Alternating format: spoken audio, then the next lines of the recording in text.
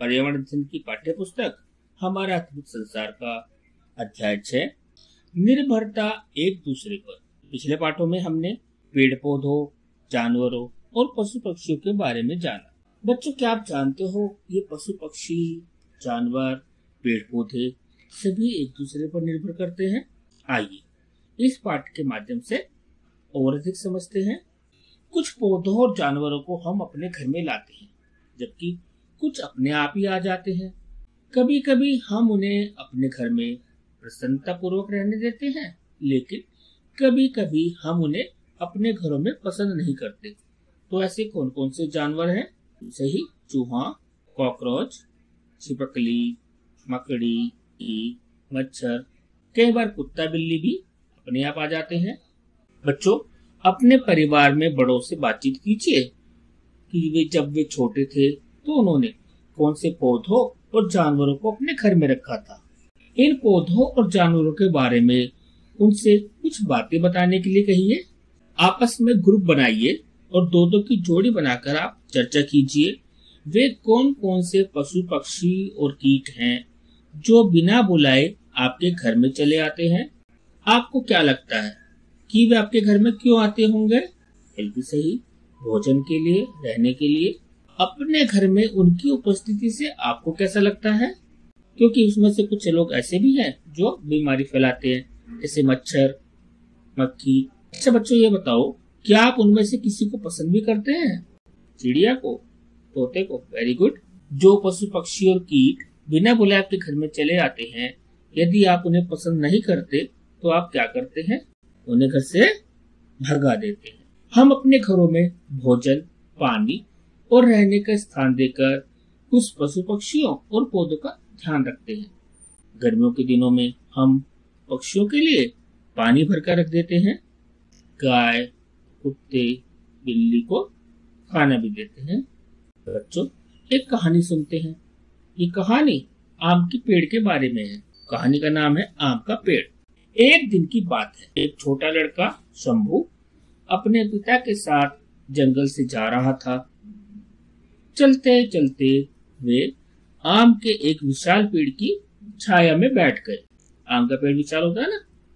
आम का यह पेड़ पक्षियों, गिलहरियों, बंदरों और बहुत से जीवों का घर था। शंभू ने देखा कि एक बंदर आम खाकर उसकी गुठली फेंक रहा था। उसने यह बात अपने पिता को बताई। पिता ने कहा, शंभू, क्या तुम जानते हो कि इस गुठली से एक नया पौधा उगेगा? तो इस तरह से पशु पक्षी और पौधे एक दूसरे की सहायता करते हैं। बंदर की फेंकी गुठली से एक नया आम का पेड़ बन जाएगा। तभी पेड़ से एक आम गिरा और शंभू उसे उठाने के लिए दौड़ा। उसने कहा, देखिए, मुझे भी एक आम मिला। शंभू के पिता ने बताया, हमें पौधों से केवल फल ही नहीं बल्कि सब्जियां और भी बहुत सी अन्य वस्तुएं भी मिलती हैं। अरे हाँ, मुझे अब याद आया, आपने मुझे पहले भी बताया था। हमें दवाइयाँ, वस्त्रों के लिए रेशे और घर बनाने के लिए लकड़ियाँ भी पेड़ पौधों से ही मिलती हैं। तो बच्चों, पेड़ पौधों से हमें क्या क्या मिलता है? एक तालिका बनाएं। सबसे पहले पशु पक्षियों के लिए आश्रय या आवास। तो पेड़ पशु पक्षियों का घर है। उन्हें अपना घर बनाने का, घोंसला बनाने का इसमें पेड़ से सहारा मिलता है। छाया, पेड़ पौधों से हमें छाया मिलती है। जब बहुत गर्मी होती है तो हम पेड़ के नीचे बैठकर आराम महसूस करते हैं। पेड़ों से हमें लकड़ी मिलती है और इस लकड़ी से तरह तरह के फर्नीचर, दरवाजे आदि बनाए जाते हैं। दवाएं, पेड़ पौधों से हमें दवाइयाँ मिलती है, जैसे नीम बहुत सी दवाइयों में काम आता है। इसी तरह से दूसरी दवाइयाँ भी हमें पेड़ पौधों से मिलती हैं। वस्त्रों के लिए रेशे, कपास का पौधा रेशों के लिए काम में आता है। फल और सब्जी, पेड़ पौधों से हमें फल, सब्जी, अनाज और दूसरी खाने की चीजें मिलती हैं। बच्चों, पेड़ पौधों से हमें ताजी हवा मिलती है। क्या आप जानते हैं हमें सांस लेने में ऑक्सीजन की जरूरत होती है और यह ऑक्सीजन हमें कौन देता है? पेड़। इसी के साथ साथ जो हवा हम निकालते हैं उसमें कार्बन डाइऑक्साइड होती है, जिसे पौधे ग्रहण करके पर्यावरण को संतुलित रखते हैं। आइए एक चर्चा करते हैं, हम पेड़ पौधों और पशु पक्षियों पर किस तरह निर्भर हैं। तो बच्चों, पेड़ पौधों से और पशु पक्षियों से हमें तरह तरह की चीजें मिलती हैं, जैसे पेड़ पौधों से खाने के लिए अनाज, फल, सब्जी, लकड़ी, हवा आदि मिलती है। इसी तरह से पशु पक्षियों से दूध, अंडे और मांस मिलता है। पेड़ पौधे किस तरह से पशु पक्षियों की सहायता करते हैं। तो पेड़ पौधों से पशु पक्षियों को घर मिलता है, खाना मिलता है। पशु पक्षी किस तरह से पौधों की सहायता करते हैं। तो बच्चों, पशु पक्षी अपने साथ बीज, गुठली आदि ले जाते हैं और दूसरी जगह जाकर पौधों को उगाने में मदद करते हैं। पशु पक्षी और पेड़ पौधे हम पर किस तरह निर्भर हैं। तो बच्चों, मनुष्य पशु पक्षी और पेड़ पौधों को सुरक्षित रखता है, उन्हें बढ़ने का मौका देता है। बच्चों, क्या आप जानते हैं, हजारों ऐसे पेड़ हैं जो अनजाने में ही गिलहरियों द्वारा लगाए गए हैं। दरअसल गिलहरियां अपने भोजन के लिए बीज, मेवे आदि जमीन में दबा कर रखती, बाद में वे भूल जाती हैं कि इन्हें कहाँ छुपा कर रखा था। इसी तरह बहुत पशु पक्षी और पेड़ पौधे विभिन्न तरीकों से प्रकृति में सामंजस्य बनाकर रखते हैं, यानी एक दूसरे की मदद करते हैं। हमें एक दूसरे की जरूरत है। क्यों और कैसे? हम जिस तरह से पेड़ पौधों और पशु पक्षियों को सुरक्षा, भोजन और रहने के लिए स्थान देते हैं, उसी तरह हम उनसे बहुत कुछ लेते भी हैं। उदाहरण के लिए, गाय, भैंस और बकरियों से हमें दूध और उनका प्यारा साथ मिलता है। हम इन पशु पक्षियों का सम्मान करते हैं और उनके साथ दया, देखभाल और करुणा भरा व्यवहार करते हैं। पशु पक्षी और पेड़ पौधे भोजन एवं आवास के लिए एक दूसरे पर निर्भर करते हैं। पशु पक्षी बीजों को एक जगह से दूसरी जगह बिखेरने में पेड़ पौधों की सहायता करते हैं। वे अपनी निष्ठा से भूमि को उपजाऊ बनाते हैं। इससे पौधों को दूर दूर तक यहाँ वहाँ उगने और पनपने में सहायता मिलती है। हम भी भोजन, आवास, वस्त्र और साथ पाने के लिए पशु पक्षियों और पौधों पर निर्भर रहते हैं। बच्चों, अपने आसपास किसी पशु या पक्षी को देखो, ध्यान से देखकर उसके बारे में आपको विवरण लिखना है। आपने जिस पशु या पक्षी का चयन किया है उसका नाम और उसके बारे में लिखिए। आपने सबसे पहली बार उसे कब और कहाँ देखा था? क्या यह अकेला था या अपने मित्रों के साथ था? इसके चलने फिरने, उड़ने आदि के बारे में लिखिए कि क्या ये उड़ता है, कितनी ऊंचाई पर उड़ता है या नहीं उड़ पाता, यह कैसी आवाजें निकालता है, तो उसकी आवाज के बारे में बताइए। जैसे कौवा काव काव, कबूतर टरबू को टरबू करता है। क्या आपने इसे खाते हुए, सोते हुए, अपने मित्रों से बात करते या कभी कभार झगड़ते हुए देखा है? जी हाँ, तो उसके बारे में भी लिखिए।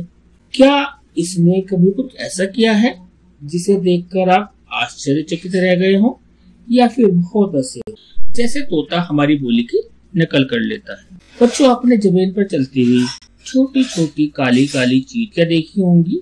जानते हैं, ये हमेशा व्यस्त रहती हैं। हमारी हमेशा व्यस्त चतुर चींटी हमें गतिविधि करते हैं। यह गतिविधि अपने मित्र पौधे के पास, अपनी कक्षा में या अपने घर में कर सकते हैं।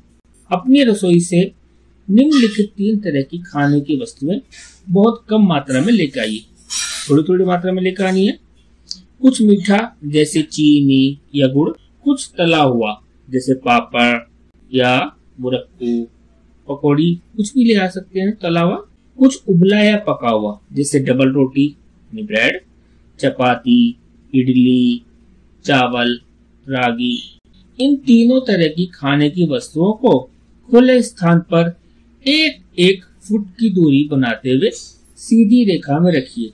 तो एक पंक्ति में इनको कुछ दूरी बनाते हुए रख देंगे। अब अनुमान लगाइए आप, इन्हें खाने कौन आएगा?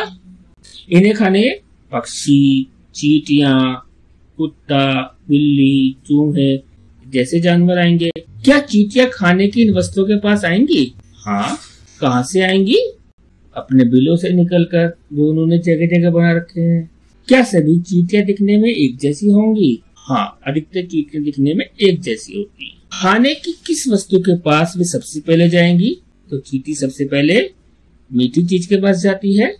कुल कितनी चींटियां खाने के लिए आएंगी? बच्चों, हम इन्हें नहीं गिन पाएंगे क्योंकि संख्या में बहुत अधिक होती हैं। खाने की इन वस्तुओं का वे क्या करेंगी? खाने की इन वस्तुओं को वे अपने बिल में ले जाएंगी। अपने मित्र पेड़ से मिलना। जब कभी आप बहुत उदास या परेशान हो या आपको गुस्सा आ रहा हो तो आप अपने मित्र पेड़ के पास जा सकते हैं और उसे बता सकते हैं कि इस समय आप कैसा महसूस कर रहे हैं। आप अपने मित्र पेड़ के साथ अपनी खुशियां भी साझा कर सकते हैं। बच्चों, आपको अपने मित्र पेड़ के साथ अपनी भावनाएं साझा करके कैसा लगा? पेड़ों को हमारी देखभाल और सहायता की आवश्यकता होती है और पशु पक्षियों को भी। हम सब एक दूसरे की सहायता कर सकते हैं। एक गतिविधि करते हैं। अनुमान लगाइए मैं कौन हूँ। दो के जोड़े में बैठिए, यानी अपने जोड़ीदार के साथ बैठ जाइए। जोड़े में से कोई एक किसी पशु, पक्षी, कीट या पेड़ का नाम सोचेगा और अपने साथी के कान में वह नाम फुसफुसाकर धीमे से कहेगा। ध्यान रहे कि आपको जोर से नहीं बोलना है। अब आपके साथी को सहपाठियों के सामने उस पशु, पक्षी, कीट या पेड़ की तरह अभिनय करना होगा। इस अभिनय को देखकर बाकी बच्चे अनुमान लगाएंगे कि किसका अभिनय किया जा रहा है। इसके बाद आप जोड़े के अपने दूसरे साथी से भूमिकाएं बदल सकते हैं। तो बच्चों, इस गतिविधि में क्या करना है? सबसे पहले आप जोड़ों में बैठ जाएं। उसके बाद आपका साथी आपको कोई जानवर, पशु, पक्षी का नाम आपके कान में धीरे से बताएगा। कक्षा के बाकी साथियों को उसका अभिनय करके दिखाना है जिससे कि वे अनुमान लगा सके कि कौन सा पशु, पक्षी है या कीट है। जैसे उदाहरण के लिए गोपा के मित्र अली ने उसके कान में फुसफुसाकर मेंढक कहा। आप सोचकर बताइए कि गोपा ने क्या किया होगा। ट्रैक्टर की आवाज निकाली, कूद कूद कर दिखाया, इससे बाकी बच्चों को पता चल गया कि ये मेंढक है। सुखिया के मित्र सूर्य ने उसके कान में फुसफुसाकर पीपल का पेड़ कहा। आप सोचकर बताइए कि सुखिया ने किस तरह से पीपल के पेड़ का अभिनय किया होगा। तो बच्चों, थोड़ा मुश्किल है ना पीपल के पेड़ का अभिनय करना। देखते हैं कितना मजा आता है आपको। बच्चों, हमने पाठ को पढ़ा। आप कुछ प्रश्नों के उत्तर लिखेंगे। हम पेड़ पौधों तथा पशु पक्षियों पर किस तरह से निर्भर हैं? पेड़ पौधे और पशु पक्षियों से हमें भोजन, आवास, वस्त्र और उनका साथ मिलता है। हम उनकी सहायता से अपना मनोरंजन भी करते हैं। हमें अपने परिवेश में मौजूद पेड़ पौधों व पशु पक्षियों की देखभाल किस प्रकार से करनी चाहिए? हमें पेड़ पौधों और पशु पक्षियों की सुरक्षा करनी चाहिए, उन्हें रहने के लिए स्थान देना चाहिए, उन्हें भोजन और पानी देना चाहिए। पेड़ पौधे और पशु पक्षी हम पर किस तरह निर्भर हैं? तो पेड़ पौधे और पशु पक्षी हम पर भोजन, पानी और जगह के लिए निर्भर करते हैं ताकि हम उन्हें रख सकें, उन्हें उगा सकें। नीचे दिए गए रिक्त स्थानों में पेड़ पौधों, पशु पक्षियों या कीटों के नाम लिखिए। मुझे को देखना बहुत अच्छा लगता है। तो आपको किस पेड़ पौधे, पशु पक्षी, कीट को देखना अच्छा लगता है उसका नाम लिखिए और क्यों अच्छा लगता है वो भी लिखेंगे। अगला देखते हैं। से मिलकर मुझे बहुत हंसी आती है क्योंकि। तो इनमें से किससे मिलकर आपको बहुत हंसी आती है, क्यों आती है? मेरे मित्र को पसंद है क्योंकि। तो आपके मित्र को कौन सा पेड़ पौधा, पशु पक्षी पसंद है और क्यों पसंद है? अगला, मैं का ध्यान रखना चाहूंगा या चाहूंगी क्योंकि। तो आप इनमें से किसका ध्यान रखना चाहेंगे उसका नाम लिखेंगे और कारण भी बताएंगे कि आप ऐसा क्यों करना चाहेंगे। तो आपने अभी तक तरह तरह के पशुओं, पक्षियों और कीटों के बारे में जाना।